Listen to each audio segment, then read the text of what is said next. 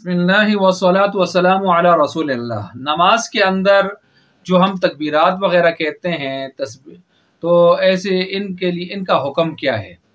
तो यानी तकबीरात इंतकाल के लिए जब हम एक रुकन से दूसरे रुकन की तरफ जा रहे होते हैं, तो जवाब ये है कि तकबीर तहरीमा जो बिल्कुल शुरू में हम कहते हैं वो तो फ़र्ज़ है, और बाकी जो हम आखिर में अस्सलामु अलैकुम रहमतुल्लाह कहते हैं, अस्सलाम का जो लफ्ज़ है ये वाजिब है। फ़र्ज़ रह गया तो नमाज नहीं होगी, वाजिब रह गया तो हिसाब करना पड़ता है, उससे इज़ाला हो सकता है।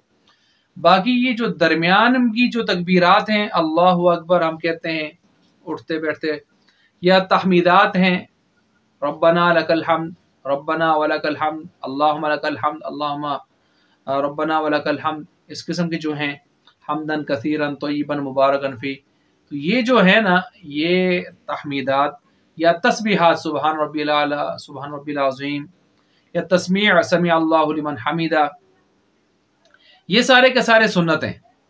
सुन्नत अगर रह जाएं तो ऐसी सूरत में नमाज, ये नहीं है कि नमाज दोबारा पढ़नी होती है या इजाला करना है, ऐसा हिसाब से नहीं। अलबत्ता सुन्नतों के रहने से नमाज के सवाब में कमी आती है, नमाज हो जाती है। लिहाजा नादानिस्ता तौर पर इन तस्बीहात वगैरह में रद्द-ओ-बदल अगर कोई हो गया तो नमाज में कोई फ़र्क, नादानिस्ता तौर पर अगर हो गया तो कोई फ़र्क नहीं आएगा। दानिस्ता तौर पर फ़र्क लाना, इससे सवाब में कमी आती है, नमाज अपनी जगह दुरुस्त हो जाती है।